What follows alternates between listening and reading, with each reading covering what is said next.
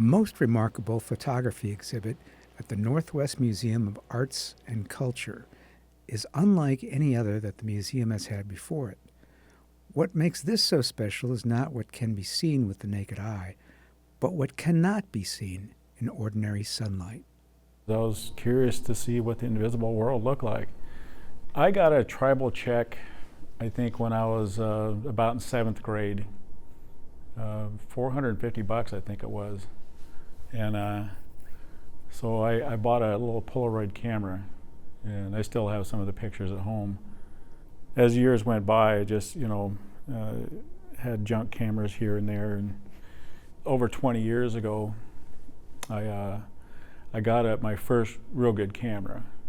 In the spring of 2013, I started looking into infrared conversions for cameras. So that July, it'll be 3 years ago, there was a powwow over in Post Falls. I tried to imagine what this regalia would look like in infrared, and I couldn't. I just couldn't wrap my mind around it. I'd looked at infrared for a long time. I'd done some film stuff, some over 20 years ago, and it was very difficult to do, and the results were kind of spotty, but it was still really neat. I went over there and shot about 800 pictures the first day and took them home, and about the 40th picture in, I saw this picture of this little boy, and right then I realized that I was onto something that I had never seen before. This was way beyond anything that I had imagined. One of the things I noticed right from the beginning is kids, their skin is so much thinner that they get out in the bright sunlight, and this infrared makes them glow, kind of like a wick down inside of a candle. They don't have just a white color like this wall, they have this translucent look to them. You'll notice that the sun is coming up here, and all of this fringe is white, but the stuff in the shadows turn blue. For those who are unfamiliar with infrared photography, it is a special type of photography which uses film or sensors sensitive to infrared light. The digital sensor in Erv's camera captures what is beyond the visible spectrum. The images appear spectral, having an almost ghost-like quality. Erv's exhibit is entitled "The Light We Cannot See."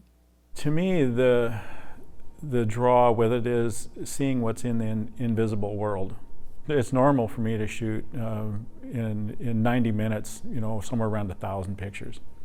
I went over to experiment at the July Amish powwow, and that helped open up a door of getting to know so many people. One guy over here in this one picture, there was the last powwow he danced before he passed away. I'm still kind of beside myself about having all this here at the museum, but I still can't compare my experience to how the family must feel about, seeing something like this. Another way to achieve the infrared effect is through the use of a filter placed over the flash. Erv does do other photography in addition to powwows. However, one thing is certain: Erv has become very knowledgeable about his craft. Yet, even then, he doesn't label what he does as professional. I did some shoots in the shade where there were some powwows and stuff, and even though there was a lot of bright sunlight coming in from the open walls, the infrared just didn't glow like it would out in the direct sun. And so I thought, well, I need to enhance that light, and did some research and found out that the flash on my camera produces a lot of infrared light. But then the first thought was, I can't go to a powwow and hit these people with hundreds of flashes. That just wouldn't be right. And then got thinking, if the internal filter in my camera can block the visible light getting to the sensor, why can't I block the visible light coming out of the flash? I read a story about a guy that did that picture of all these kids in a movie theater, and they're wearing the 3D glasses. And I always thought that picture was illuminated because of the light coming off of the theater screen. But he had figured out how to make some kind of a translucent infrared paint for his light bulbs, and he dipped his light bulbs in this to block all the visible light, and he went in that movie theater and shot that infrared flash picture, and of course, being infrared, nobody saw the flash. It's been around a long time, so I never went into this thinking that, you know, I invented something.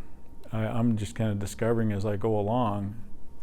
This is really weighed heavily over on one side with technology, with a digital camera, with the infrared conversion in the computers and all the software and stuff. And yeah, you got to go out there and point the camera. When you go to these powwows, it's kind of hard to take a bad picture there to begin with. I don't really feel comfortable when people call me a professional, because, you know, usually professionals go to school. So me and school just never jived ever since I was a little kid. So all this stuff I've done on my own. But when you start looking at it like I'm a native, playing with infrared photography, doing a powwow, and making this invisible flash for my camera, it's pretty hard to find somebody else who's doing that.